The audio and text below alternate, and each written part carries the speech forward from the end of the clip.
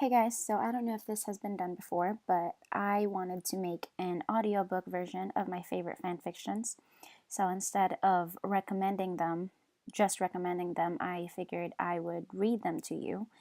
And yeah, let's try out something new because I know not a lot of people have the time to sit down and read, and I enjoy reading. I truly do. So, I get to read, and you guys can multitask while listening to some dope ass fan fictions. Anyways, so this one is going to be Talk Money to Me by Tay Cookies and Cream. It is one of my all time favorites. This is all fluff and a little bit of angst, insecurities, and stuff like that. Anyways, let's carry on. And all credits goes to Tay Cookies and Cream. I could never write a story. I'm not great with words. You know what I mean? um, anyways, so on with the story. Everyone in the Jun family got the money talk at some point in their prepubescent years. See, when you're a child, parents try their hardest to provide everything possible. If you pointed at a dish on the menu at a restaurant, they would buy it, even when it meant that they would have to smile and insist that they were full, and appetizers really would be it for the night. If you asked for that tricycle the kid next door had, they would find a cheaper alternative online and have it delivered with a big red bow on it come Christmas morning. Youth, when you didn't notice your mother's purse said Channel rather than Chanel. When you didn't know what it meant to your parents that public school and college was free. But when you grew older, you began noticing these things. The slight discrepancies not only in your branded clothes, but also between your life and those of other kids. Kids whose parents drove two different cars and got new winter coats every year. When you started noticing those things, you got the talk. The talk came for Jungkook when he was 10, when he whined and whined for the new gaming console the kids at his school were on about. It was then it was then that he was sat down and told that though his parents worked very hard and tried their very best, they just didn't have the money to get him the things that were wants rather than needs. It wasn't easy at first, hearing the truth so bluntly laid out and his parents so terrifyingly vulnerable. But as his older brother would later tell him, just as rich foreigners in films had the rites of passage when they entered college, the money talk was theirs. Only the rich had the luxury of saying that money doesn't matter. They confuse erratic acts of charity using terms of respect as equalizing the distance made by class and money. But it was a wide ocean, filled with bills and coins, and Jungkook had always been told to handle money carefully. He wouldn't wade across that expanse, not when he knew all too well that it was better to content yourself with the life you have rather than looking upwards. He learned to see the world in money, in the haves and have nots, those who swiped credit cards and those who scrounged for change. His family wasn't at the lowest rung, just holding on to the outward appearance or image of a respectable one. But he knew the truth. The truth had him working two jobs after school, weekdays and weekends. The truth had him learning how to participate in discussions on video games with his peers just right so they would never suspect that he hadn't touched a gaming console since he was 13 and his father had lost his job. Instead of summer houses and money, Jungkook inherited dark circles and the heavy weight of knowing you were less, would always be less. Money couldn't buy happiness, sure, but he also knew you could never truly be happy without it. One would think being a victim of prejudice would make you feel strongly against it. He wasn't sure how it was for others, but it seemed that prejudice had only begot more biases in him. Jungkook knew what it felt like to walk down a street and have someone take him for a punk because of his tattered jeans and cross the road to avoid him. He knew what it felt like to have a shopkeeper watch you suspiciously as you search for money in your pockets, as if you flee or pull out a gun instead of the day's lunch money. He knew that when people saw him, they would read him and his type just fine. He hated their gazes, the cool charity of their offers to pay for him, the saturine politeness with which they would ask him to leave the shop if spare change eluded him too long. And yet Jungkook was biased too. He saw the world around him in dollar bills, and if any person or place was made of too much, that would drown out any other parts of them he could see. He first met Taeyong on a cold day when he wished more than ever that he had the money to step into one of the chain coffee stores and buy a drink that looked more like a dessert than a beverage. His older brother's jacket was too loose around his wrist and kept slipping down his arms, falling into the paperwork he was bent over. It was distracting him, and that was not a good thing. Not when paperwork was so long and complex in the counselor's office his college professor had gotten him an internship in. After nearly 2 years of studying psychology, one would think that he would be more sensitive and accepting. And he really was. But when he saw Kim Tae-young, all he really saw were dollar bills and a smile that was too white and perfect to be real. The first thing he asked Kim Tae-young was what was his name, so he could trace down the penciled-in appointments and find the name written in messy Hangul under Dr. Sujon's appointments, a man who specialized in interpersonal problems.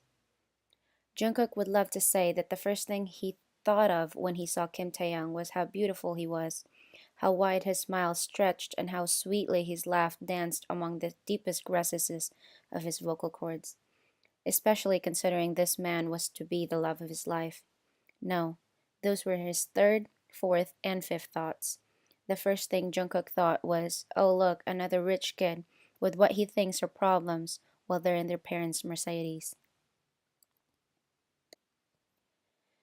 Now, before you attack him, Jungkook promises that his second thoughts was both berating himself whilst apologizing for his insensitive judgment.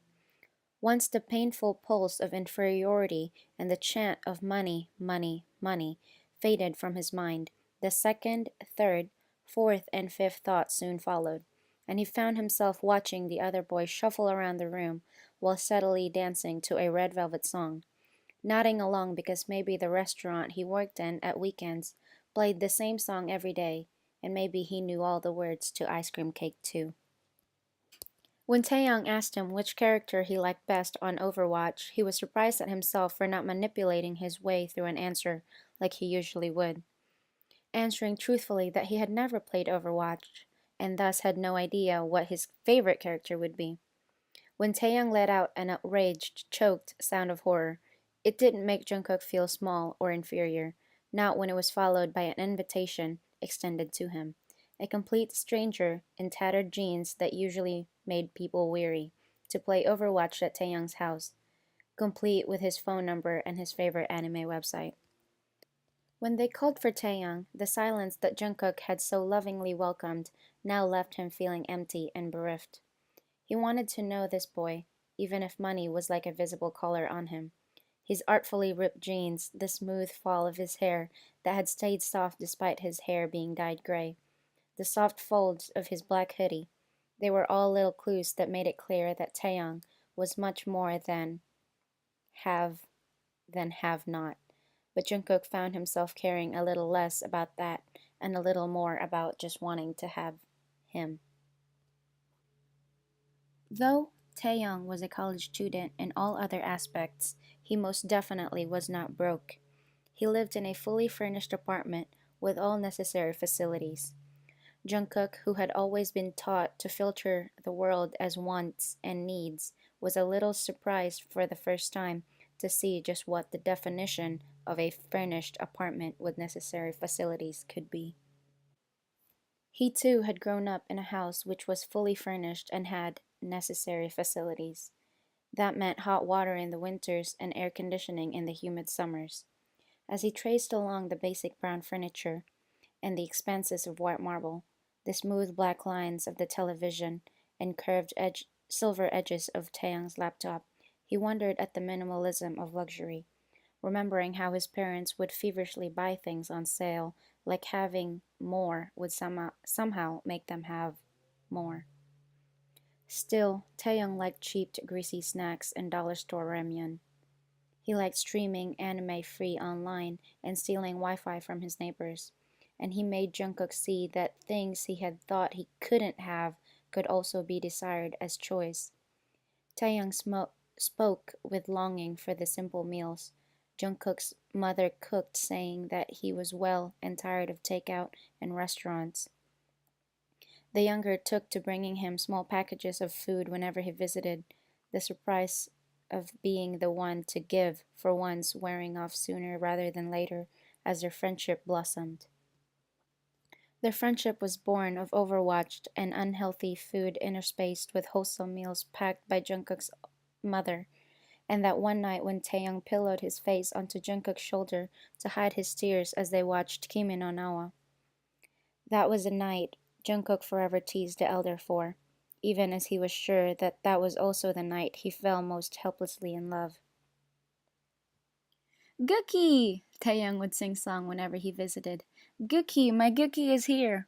His childish excitement at Jungkook's merrily showing up made his heart sing in tandem and melody with Taeyong's ocean deep, ocean beautiful voice. Still, he came to realize that he was perhaps the only person who ever rang that bell that Taeyong had programmed to play a song by Gallant, so he could have a happy disturbance, none of that annoying beeping.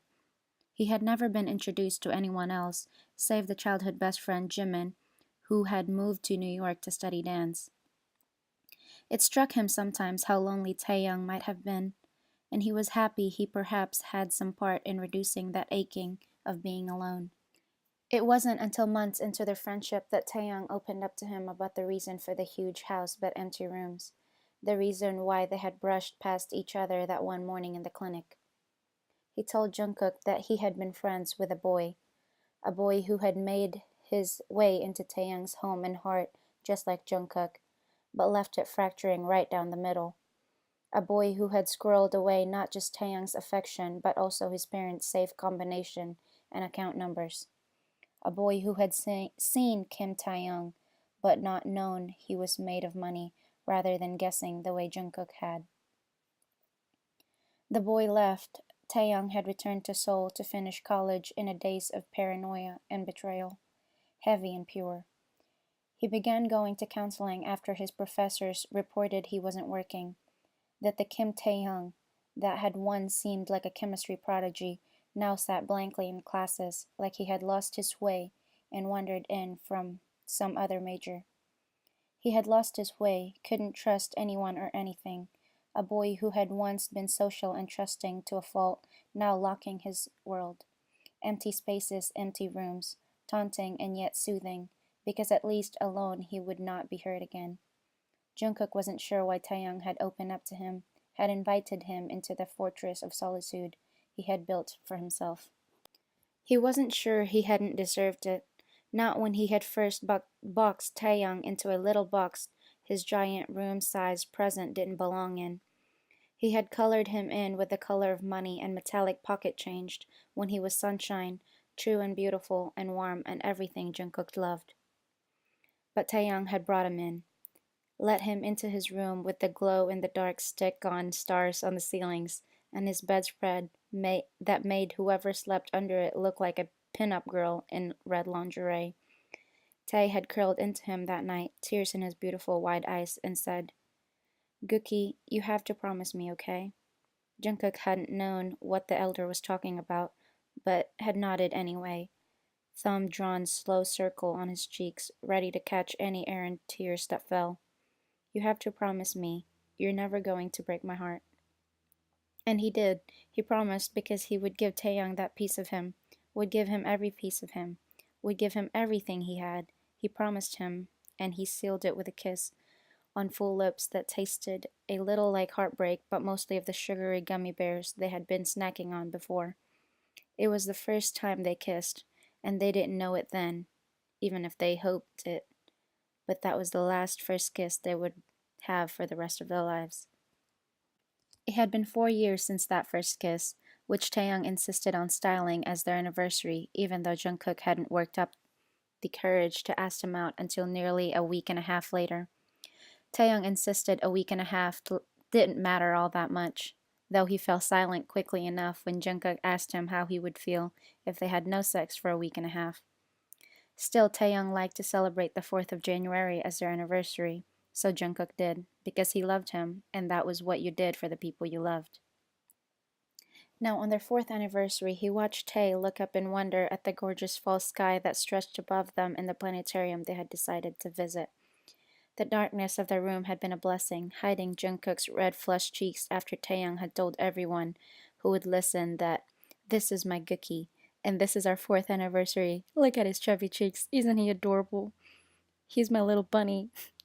Jungkook wanted to sniff and correct that he was only cute for Taeyang at times, and he definitely was not little in any way. But Taeyang's eyes were full on I love my Jungkookie, and he couldn't lay any correction on that. Not when he kind of felt like that look was what made his life worth living. Now, swallowed by darkness, he watched Taeyang watch the sky with the stars and planets reflecting white, red, yellow in his beautiful eyes.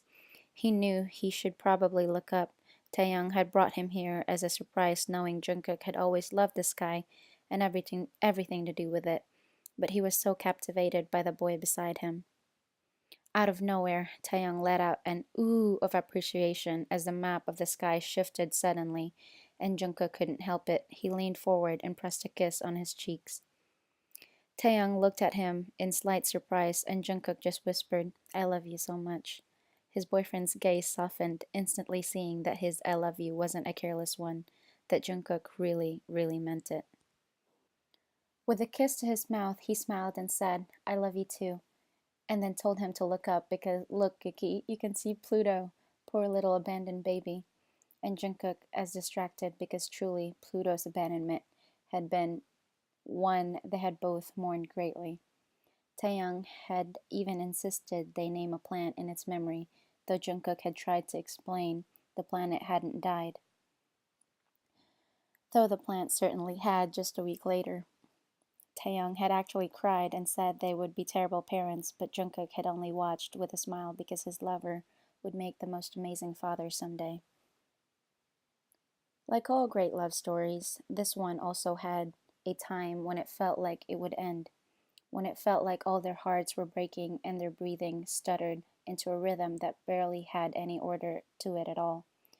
Because the great lovers were never supposed to end, and when you thought they were about to, it was a pain that felt like it could never be redeemed.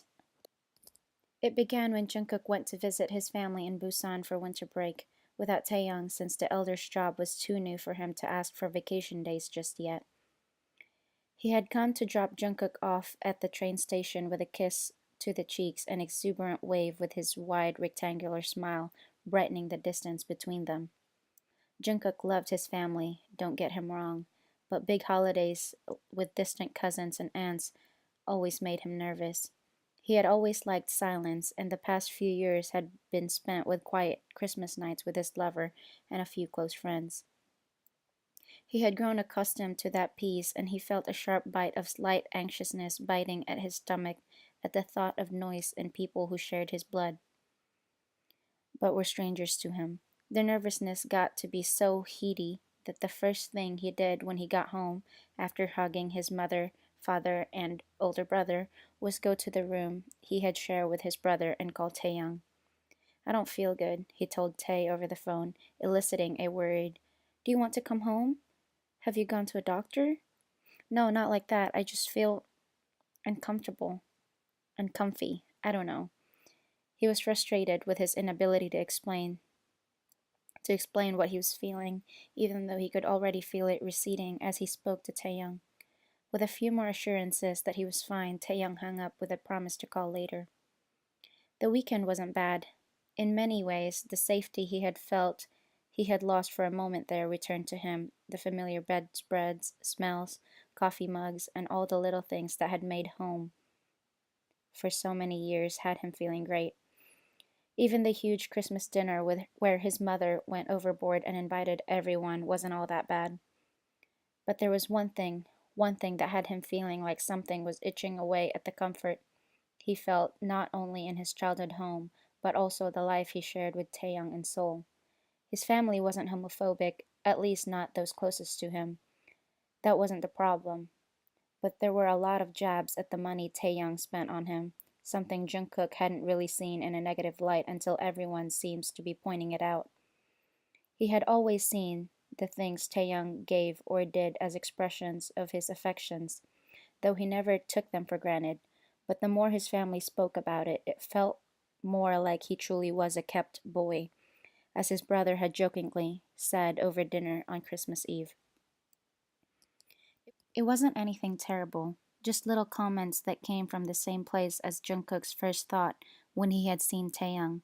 Petty comments that they somehow felt could make up for lifetime of struggling where others hadn't. Little things like, "Oh, your boyfriend bought you that phone? How do you afford a flat in Seoul on a student budget?" Ah, yeah, the rich boyfriend.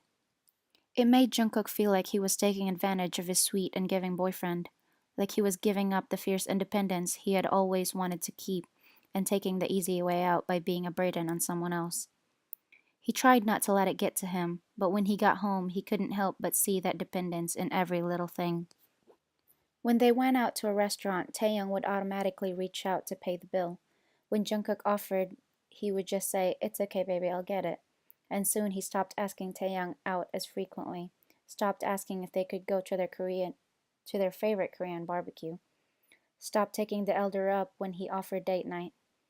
When he went shopping for textbook for his last semester, he refused to let Taeyong front him money, instead choosing to make a second trip the next day. He stopped accepting Taeyang's ride to school, taking the bus instead and paying for the bus ticket, knowing it was just a waste of money. And it hurt Taeyang. Jungkook could see the hurt in his eyes at all the refusals, all the rejections and petty disputes. He would begin to say something, open his mouth to say something, but realizing it would only be shot down too.